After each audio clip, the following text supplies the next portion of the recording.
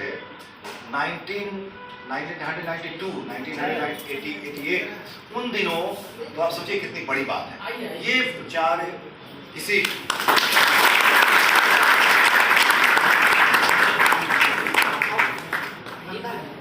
हमारे बीच किशोर सिन्हा जी, डॉक्टर किशोर सिन्हा जी हैं, आकाशवाणी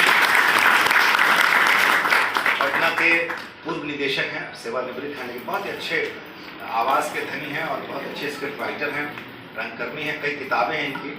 तो उनका जोरदार हम स्वागत करते हैं पटना विश्वविद्यालय कॉलेज। तो अगर आप कल्पना कर सकते हैं कि अगर किसी छात्र को छात्र जीवन में प्रचार ये अगर ऑनर कर रहा है तो कुछ खास बात नहीं होगी।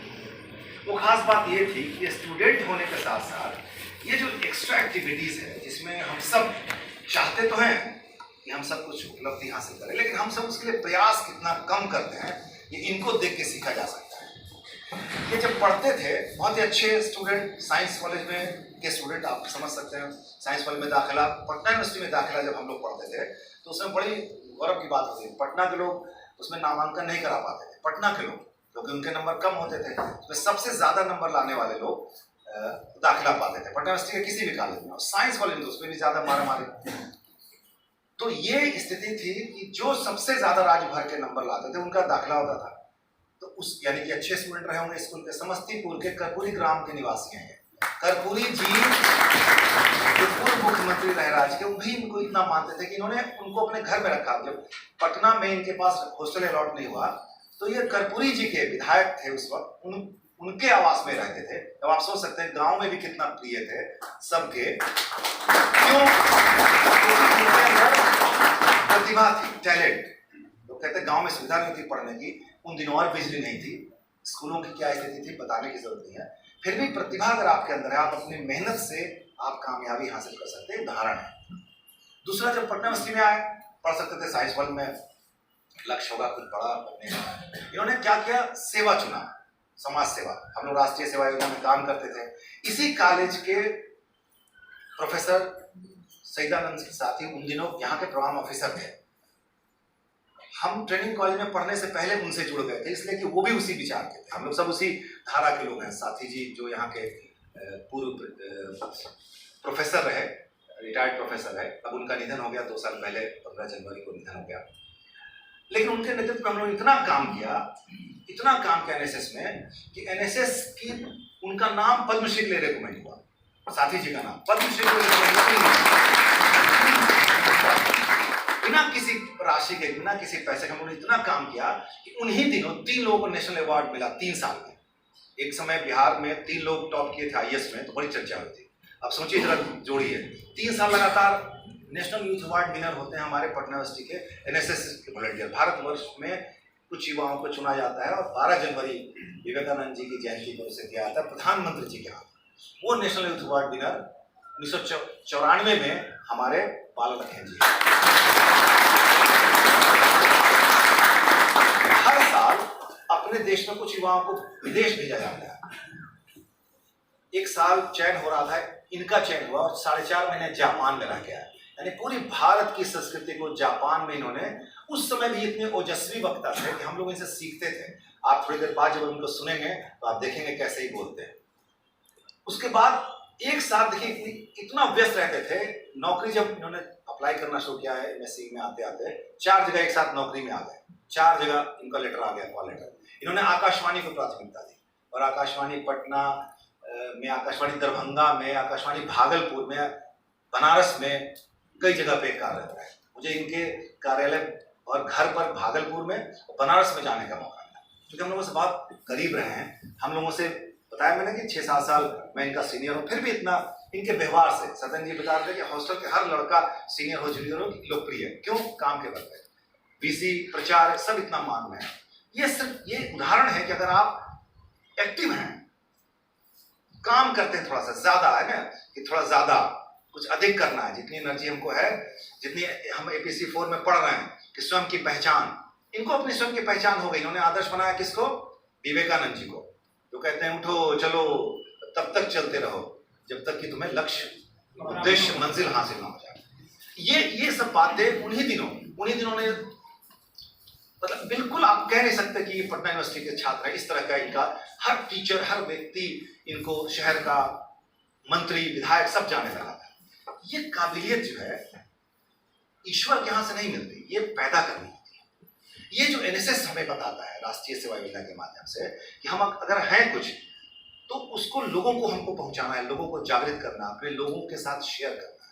ये धारा पकड़ी इन्होंने और उसी कार्य के बल पे ये, और देखिए आकाशवाणी में नौकरी करने के बाद, यहाँ आकाशवाणी के निदेशक आए हैं जो रिटायर्ड हैं, आकाशवाणी नौकरी करने के बाद इन्होंने मास कम्युनिकेशन से एमए किया, पत्राचार से, बीएचयू से।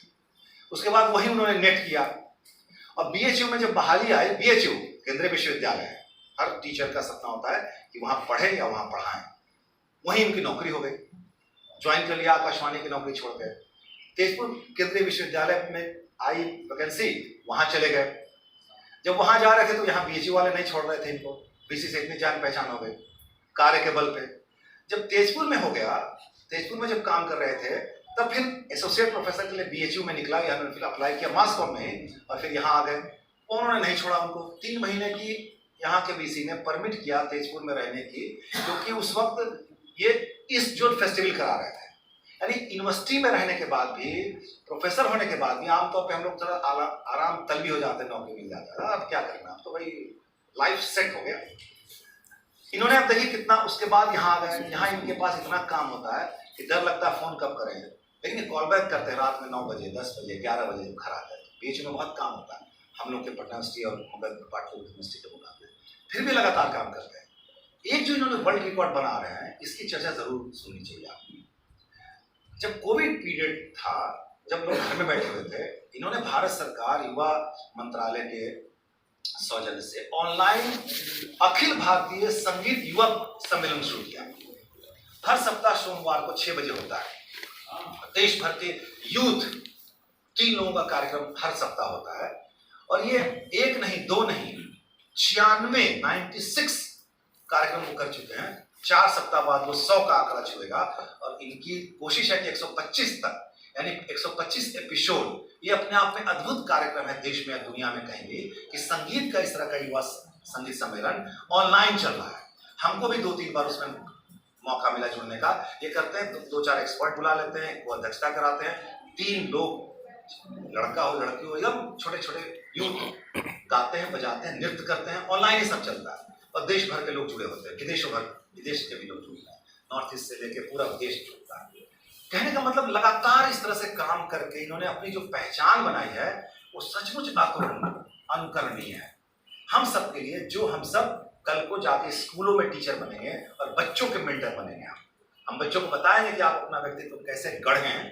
ये गढ़ने की प्रक्रिया बाला लखेन जी को देख के सीखा जा सकता है, और जब आप इनको सुनेंगे तब आप मेरी बातों में, जो हमारे प्रचार महोदय ने इनके बारे में बातें कही या मैंने जो कही है, वो आपको यकीन होगा कि कैसे आखिर आदमी काम करता है। एक भारत श्रेष्ठ भारत, एक भारत हमारा है, श्रेष्ठ भारत है, कैसे हम यूथ को जोड़ सकते हैं, कैसे हम नई पीढ़ी को उसमें शामिल कर सकते हैं, कैसे हम अपने आप पे गर्व कर सकते हैं, अपने माता पिता पे गर्व कर सकते हैं। ये दृष्टि, ये देश के, जब हम आज़ादी के 75वां वर्ष मना रहे हैं, अमृत महोत्सव नाम जो देके मना रहे हैं, उसके पीछे क्या औचित्य है, एक शब्द का क्या औचित्य होता है, राष्ट्रीय सेवा योजना नाम क्यों पड़ी होगी, सब बहुत ऐसी सारी बात है, जब ये बोलेंगे तो घंटों हो सकता है। लेकिन आज ही की 4 बजे फ्लाइट है, इसलिए मैं नहीं चाहता कि अब आप उनके और आपके बीच में मैं दीवार पर खड़ा रहूं, इसलिए मैं चाहता हूँ कि जल्दी ये बोले, और जितना ज़्यादा बोले ये ज़रूरी है। लेकिन मुझे लगा कि ये बातें बोलना चाहिए। मैं तो आपके बीच आता हूँ, ठीक है, नहीं कहूँ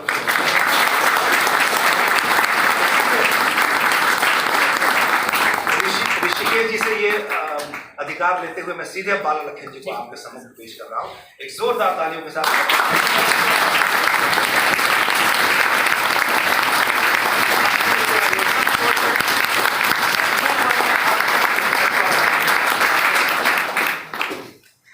थैंक यू, बहुत बहुत धन्यवाद माननीय प्रोफेसर ध्रुव कुमार जी। इस महान संस्थान के माननीय प्राचार्य प्रोफेसर आशुतोष कुमार जी। आशुतोष आप सब जानते हैं, आप सब विद्यार्थी हैं, भले विद्यार्थी हैं लेकिन शिक्षा के बहुत उच्च शिखर पर पहुंच चुके हैं। देवाधिदेव महादेव का एक नाम आशुतोष।